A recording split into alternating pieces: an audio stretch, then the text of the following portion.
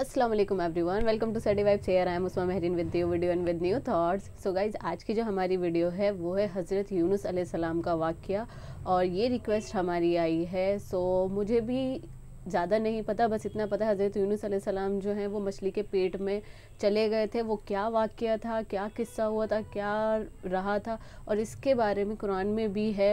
सो उस टाइम पे जो हज़रत यूनुस अलैहिस्सलाम ने दुआ पढ़ी थी वो थी ला इलाहा इल्ला अंता सुब्हानका इन्नी कुन्तु मिनज़ ज़ालिमीन। सो गाइज़, ये जो दुआ है बहुत सब मानते हैं, इवन मैंने भी ये चीज़ आज़मा रखी है कि ये दुआ लिटरली ऐसी दुआ है कि आप कितनी भी बड़ी परेशानी में हो ना और आप ये दुआ पढ़ो तो अल्लाह आपको उस परेशानी से ऐसे निकालता है जैसे कभी वो परेशानी थी ही नहीं। सो गाइज़, इस वाक्य के बारे में बहुत सारे लोग जानते भी होंगे, कुछ लोग इतना ही जानते होंगे जितना मैं जानती हूँ कि ये सिर्फ एक वो वाक्य है कि मछली के पेट में हज़रत यूनुस अलैहिस्सलाम गए थे और फिर उन्होंने ये दुआ पढ़ी थी, देन अल्लाह ने उन्हें बाहर निकाला था। सो गाइस, पूरा वाक्य क्या था, let's watch our video first and हमें भी पता चलेगा क्या वाक्य था, और कुरान में भी इस वाक्य का जिक्र है। So let's watch our video first. एक ऐसे नबी जिन्हें एक देव हैकल वेल ने निकल लिया। आपसे ऐसी कौन सी खता सरजद हो गई थी और आप मछली के पेट में 40 दिन जिंदा कैसे रहे? 40 दिन और खता हुई थी इसलिए मछली के पेट में गए थे। इस वीडियो में हम उस हस्ती के मुतालिक जानेंगे जिनका वाकया कुरान मजीद में यूनुस और तौरेत में जोनाह के नाम से आया है। तारीख में आसूरी कौम एक अजीम और ताकतवर कौम की हैसियत से जानी जाती है, जिसका दारुल हुकूमत अशूर था। अशूरी दरअसल बनी इसराइल के नस्ल से ताल्लुक़ रखते थे, जो बख्त नसर के हमले के बाद ग़ुलाम बनाकर बाबिल और इराक़ लाए गए थे। उस ज़माने में दरियाए दजला के किनारे नेनुआ नामी एक छोटी सी बस्ती थी। अशूर के किसी बादशाह ने एक देवता के नाम पर निनवा में एक मंदिर बनवाया। रफ्ता रफ्ता दूसरे बादशाहों ने भी मंदिर और इमारतें बनाना शुरू कर दी, और एक दौर ऐसा आया कि ये छोटा सा इलाका सल्तनत अशूरिया के अजीमुशान दारुल सल्तनत में तब्दील हो गया। निनवा शहर के बीचों बीच मंदिर और शाही महल थे, जहाँ से अशूरियों का बादशाह पूरे सल्तनत पर हुकूमत करता था और ऊंचे तख्त पर बैठकर बाज़ारों, गलियों और तफरी गाहों का नज़ारा किया करता था। अशूर के मगरिबी इलाके में लहलहाते खेत थे। पूरा शहर दरख्तों और बागात से सरसब्ज़ व शादाब था। अशूरिया लोग पत्थर तराशने के फ़न में भी माहिर थे, लिहाजा जगह जगह संगे मरमर के दीवारों पर उन्होंने अपने देवताओं के नक्शो निगार बना रखे थे। मुख्तसर ये कि निनवा तहजीब व तमद्दुन के लिहाज से इंतहाई तरक्की याफ्ता शहर था। अशूद्र देवता उनका सबसे बड़ा देवता था। नेज़ ये लोग बादशाह को भी खुदा का दर्जा दिया करते थे। ये लोग बुत परस्ती और कुफ्र शिरक में मुब्तला थे। उस वक्त निनवा की आबादी 1 लाख से ज़्यादा थी और ये 700 कबल मसीह का ज़माना था। अल्लाह ने उस ज़माने में उस कौम की हिदायत के लिए हज़रत यूनुस अलैहिस्सलाम को भेजा। हज़रत यूनुस का पूरा नाम यूनुस इब्ने मता था। आप हज़रत हूद अलैहिस्सलाम की औलाद में से थे, जबकि बास मुफस्सरीन ने लिखा है कि यूनुस अलैहिस्सलाम का ताल्लुक़ बनी इसराइल से था। आप हज़रत यूसुफ़ के छोटे भाई बिन यामीन के बेटे थे। जब आपको नबूवत मिली उस वक्त आपकी उम्र 28 साल थी। आप पर एक सहीफ़ा भी नाजिल हुआ जो तौरेत में यूनाह के नाम से मौजूद है। हज़रत यूनुस सबसे पहले अशूरी बादशाह के पास गए और उसे पैगाम हक़ सुनाया। उसे खुदाई के झूठे दावे से तौबा करने का हुक्म दिया और एक अल्लाह की इबादत की तरफ बुलाया। यूनुस अलैहिस्सलाम ने उससे उन इसराइली कैदियों को आज़ाद करने का भी हुक्म दिया जिसे उसने कैद कर रखा था। निनवा का बादशाह आपकी बातें सुनकर गज़बनाक हो गया और आपकी जान का दुश्मन बन गया। लिहाजा आप अलैहिस्सलाम निनवा के अवाम के पास गए और उन्हें तौहीद की दावत दी। उन्हें शिर्क व बुत परस्ती और दूसरी बुराइयों से तौबा करने को कहा, मगर अहले निनवा ने ईमान लाने से इनकार कर दिया और अल्लाह के रसूल को झुटला दिया। यूनुस अलैहिस्सलाम मुसलसल इस कोशिश में रहे कि उनकी कौम के लोग राह रास्त पर आ जाएं। आपने उन्हें बहुत समझाया और दावत के काम को जारी रखा। देखते देखते 40 साल का अरसा गुजर गया, लेकिन ये कौम हज़रत यूनुस का इनकार करती रही और शिर्क पर डटे रहे। नेज़ हज़रत यूनुस को धमकियाँ भी दी गईं कि अगर आपने अशूद्र देवता के ख़िलाफ़ कुछ कहा तो वो आपको कत्ल कर देंगे।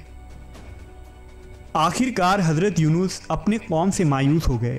جب ان کی سرکشی اور نافرمانی انتہا کو پہنچ گئی تو اللہ نے حضرت یونس کو حکم دیا کہ لوگوں کو آگاہ کر دو کہ 3 دن کے اندر ان پر عذاب آنے والا ہے۔ لہٰذا آپ نے اہل نینوا کے سامنے اعلان کیا کہ اگر تم نے 3 دنوں کے اندر بت پرستی اور شرک سے توبہ نہ کی تو تم پر اللہ کا قہر نازل ہوگا اور پورا شہر تباہ و برباد ہو جائے گا۔ لوگوں نے آپ کا مذاق اڑایا اور جواب میں کہا، ہم تمہارے رب کی طرف سے عذاب کے منتظر رہیں گے۔ آپ کی قوم نے آپس میں مشورہ کیا تو اس بات پر سب کا اتفاق ہوا کہ یونس کو کبھی جھوٹ بولتے نہیں دیکھا گیا، لہٰذا ان کی بات نظر انداز نہیں کرنی چاہیے۔ مشورے میں یہ بھی طے ہوا کہ دیکھا جائے کہ اگر یونس علیہ السلام رات بستی کے اندر اپنے گھر میں مقیم رہتے ہیں تو سمجھ لو کہ کچھ نہیں ہوگا، اور اگر وہ یہاں سے کہیں اور چلے جاتے ہیں تو یقین کر لو کہ صبح عذاب ضرور آئے گا۔ حضرت یونس علیہ السلام رات کو اس بستی سے نکل گئے۔ صبح ہوئی تو عذاب الہی کا ایک سیاہ دھواں بادل کی شکل میں بستی والوں کے سروں پر منڈلانے لگا۔ جب وہ ان کے قریب ہونے لگا تو ان لوگوں کو یقین ہو گیا کہ اب وہ سب ہلاک ہونے والے ہیں۔ دراصل حضرت یونس علیہ السلام اپنی قوم سے ناراض ہو کر چلے گئے تھے، مگر انہیں وہاں سے نکلنے کا حکم نہیں دیا گیا تھا۔ وہ عذاب کی اطلاع دینے کے بعد اللہ کی اجازت کے بغیر اپنا علاقہ چھوڑ گئے تھے۔ آثار عذاب دیکھ کر جب اشوریوں نے توبہ و استغفار کی تو اللہ نے انہیں معاف کر دیا۔ اللہ تعالیٰ کسی قوم کو اس وقت تک عذاب نہیں دیتا جب تک وہ اپنی حجت پوری نہیں کر لیتا۔ پس جب یونس علیہ السلام نے اس قوم میں مہلت کے آخری لمحے تک نصیحت کا سلسلہ جاری نہیں رکھا اور اللہ کے مقرر کردہ وقت سے پہلے وہ خود ہی ہجرت کر گئے تو اللہ کے انصاف نے اس قوم کو عذاب دینا گوارا نہ کیا اور انہیں معاف کر دیا گیا۔ جب حضرت یونس علیہ السلام فرات کے کنارے پہنچے تو ایک کشتی کو مسافروں سے بھرا ہوا پایا۔ حضرت یونس کشتی میں سوار ہو گئے اور کشتی نے لنگر اٹھایا۔ پورے دن میں کشتی سمندر میں سکون سے چلتی رہی۔ اچانک اونچی اونچی لہریں اٹھنے لگیں۔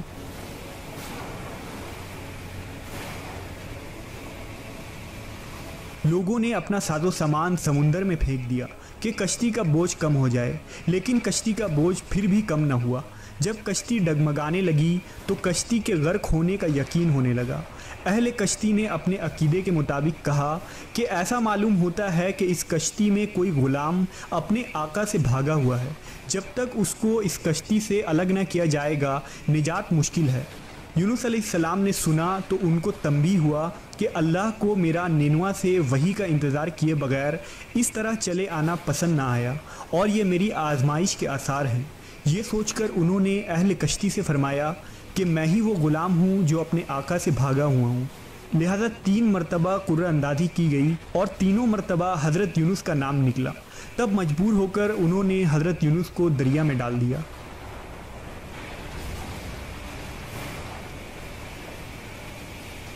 اس وقت اللہ نے ایک بڑی مچھلی کو حکم دیا کہ انہیں نگل لو، یہ تمہاری غذا نہیں ہے، اس لیے ان کے جسم پر کوئی تکلیف نہیں ہونی چاہیے۔ مچھلی نے حضرت یونس کو اپنے پیٹ میں نگل لیا۔ یونس علیہ السلام نے جب مچھلی کے پیٹ میں خود کو زندہ پایا تو بارگاہ الہی میں اپنی ندامت کا اظہار کیا کہ میں وحی الہی کا انتظار کیے بغیر اور اللہ سے اجازت لیے بغیر امت سے ناراض ہو کر نینوا سے نکل آیا۔ حضرت یونس نے مچھلی کے پیٹ میں اللہ کو پکارا۔ ان پر 3 اندھیرے اکٹھے ہو گئے تھے، رات کا اندھیرا، مچھلی کے پیٹ کا اندھیرا اور سمندر کا اندھیرا۔ آپ نے ان اندھیروں میں یہ کلمات کہے، اللہ تیرے سوا کوئی معبود نہیں، تو یکتا ہے، میں تیری پاکی بیان کرتا ہوں، بے شک میں اپنے نفس پر خود ہی ظلم کرنے والا ہوں۔ روایتوں کے مطابق اگر حضرت یونس یہ تسبیح نہ کہتے تو قیامت تک مچھلی کے پیٹ میں رہتے۔ رسول اللہ صلی اللہ علیہ وسلم نے فرمایا کہ جب یونس نے یہ دعا کی تو یہ کلمات عرش کے گرد گھومنے لگی۔ فرشتے کہنے لگے کہ یہ بہت دور دراز جگہ سے آواز آ رہی ہے، لیکن کان اس سے پہلے اس سے آشنا ضرور ہیں اور آواز بہت ہی کمزور ہے۔ اللہ نے حضرت یونس کی درد بھری آواز کو سنا تو فرمایا، کیا تم اس آواز کو نہیں پہچانتے؟ انہوں نے کہا نہیں۔ فرمایا، یہ میرے بندے یونس کی آواز ہے۔ فرشتے نے کہا، یہ وہی یونس ہے جس کی پاک عمل قبول شدہ ہر روز تیری طرف چڑھتے تھے۔ اے اللہ، مصیبت کے وقت اس پر رحم کر، تو اس وقت اللہ نے مچھلی کو حکم دیا کہ وہ آپ کو بغیر کسی تکلیف کے سمندر کے کنارے اگل دے۔ روایتوں کے مطابق یونس علیہ السلام 40 دن اس مچھلی کے پیٹ میں رہے اور اس کے بعد اللہ کے حکم سے اس مچھلی نے آپ کو سمندر کے کنارے اگل دیا۔ مچھلی کے پیٹ میں رہنے کی وجہ سے آپ کا جسم ایسا ہو گیا تھا جیسے کہ پرندہ کا پیدا شدہ بچہ جس کا جسم نرم ہوتا ہے اور جسم پر بال تک نہیں تھے۔ غرض حضرت یونس بہت ہی کمزور اور ناتواں حالت میں خشکی پر ڈال دیے گئے تھے۔ اس کے بعد اللہ نے سمندر کے کنارے پر ایک بیلدار درخت اگایا۔ روایتوں کے مطابق وہ کدو کا پودا تھا جس کے ذریعہ حضرت یونس علیہ السلام پر سایہ ہو گیا۔ اس کے علاوہ اللہ نے ایک جنگلی بکری بھیج دی جو زمین کی گھاس اور جڑی بوٹیاں کھاتی تھی اور صبح و شام آپ کو دودھ پلاتی تھی یہاں تک کہ آپ تندرست ہو گئے۔ حضرت یونس درخت کے اس سائے میں جھوپڑی بنا کر رہنے لگے۔ یونس علیہ السلام کی قوم انہیں تلاش کرتی ہوئی ایک دن اس ساحل کے کنارے پہنچ گئی اور انہوں نے آپ کو دیکھ لیا۔ انہوں نے آپ کے ہاتھ پر اسلام کی بیعت کر لی اور ساتھ ہی اللہ سے توبہ و استغفار کرنے لگے۔ یونس علیہ السلام دوبارہ نینوا چلے گئے اور وہاں رہ کر اپنی قوم کی رہنمائی فرمائی۔ حضرت یونس کی زندگی نینوا ہی میں گزری اور وہیں آپ کا انتقال ہوا۔ اس قصے سے ہمیں یہ سبق ملتا ہے کہ کسی بھی حال میں اللہ کی رحمت سے مایوس نہیں ہونا چاہیے اور نہ ہی ہدایت کے معاملے میں اپنی ذات پر بھروسہ کرنا چاہیے۔ ہدایت تو بس اللہ ہی کی طرف سے ہے، ہمارے ذمے بس۔ کچھ ویڈیوز جو سچ میں اینڈ میں بولتی ہوں، کچھ ویڈیوز ایسی ہوتی ہیں جن کو آپ امیجنیشن میں جانے لگتے ہو، سوچنے لگتے ہو کہ یہ اس وقت پہ کیا ہو رہا ہوگا، کیا فیل کر رہے ہوں گے، کیسے ہوں گے۔ آلموسٹ اگر کوئی نارمل انسان ہوتا، نارمل بندہ ہوتا تو اب تک تو وہ زندہ بھی نہیں ہوتا، بٹ وہ حضرت یونس علیہ السلام اللہ کے نیک بندے تھے اور انہوں نے اللہ نے اس مچھلی کو اجازت ہی نہیں دی تھی کہ وہ انہیں اپنی غذا بنائے۔ سو مچھلی نے 40 دن تک انہیں اپنے پیٹ میں پناہ دی، اور جو یہ کلمات ہیں لا الہ الا انت سبحانک وہ اتنے پاورفل ہیں کہ آپ اگر کہیں بھٹک گئے ہو تو شاید یہی کلمات ہیں جو آپ کو راستہ بھی دکھائیں گے۔ اور بہت ساری، سب سے پہلی بات تو اللہ ہے جو آپ کو راستہ دکھائے گا، اور آپ اللہ سے مانگو گے تو اللہ کیوں نہیں دے گا۔ اس چیز پہ کبھی ڈاؤٹ نہیں کرنا چاہیے، مانگتے رہنا چاہیے۔ اگر آپ اللہ کی رضا ہوگی اور آپ کے لیے وہ چیز بہتر ہوگی تو انشاءاللہ ضرور آپ تک آ ہی جائے گی اور آپ کو مل ہی جائے گی۔ پر اگر آپ کے حق میں بہتر نہیں ہے تو آپ کتنا بھی اس چیز کو پانے کی کوشش کر لو، مانگنے کی کوشش کر لو، اللہ وہ چیز کبھی آپ کو نہیں دیتا جو آپ کے حق میں بہتر نہ ہو۔ اللہ ہمیشہ آپ کے لیے وہی رکھتا ہے جو آپ کے حق میں بہتر ہو۔ ضد کر کے ہم چیزیں حاصل کر بھی لے، اللہ ہمیں دے بھی دے ضد کر کے کہ مانگے جا رہے ہیں مانگے تو، لیکن اس کا صلہ کبھی بھی اچھا نہیں ہوتا، اس کا رزلٹ اچھا نہیں ہوتا۔ تو ہمیشہ دعا میں یہی مانگنا چاہیے جو میں نے بھی سنا اور میں بھی یہی مانگتی ہوں کہ اگر اللہ کی رضا ہے اور میرے حق میں بہتر ہے تو وہ چیز ہو، ادروائز نہ ہو، کیونکہ اللہ سے ضد کر کے مجھے کچھ حاصل نہیں ہونا۔ ایک میں لڑائی یا کہہ لوں آرگومنٹ میں اللہ اور اپنے بیچ میں رکھوں کہ نہیں مجھے یہ چیز چاہیے ہی چاہیے، تو وہ پاسبل نہیں ہوتا۔ سو گائز اپنے حق میں بہتر جو ہو وہ دعا کرنی چاہیے، اللہ کے رضا میں راضی رہنا چاہیے۔ اگر کچھ برا بھی ہو رہا ہے تو ہونے دو، کیونکہ کیا پتہ، آپ کو نہیں پتہ آگے آپ کے لیے کتنی اچھی چیزیں اللہ نے رکھ رکھی ہیں۔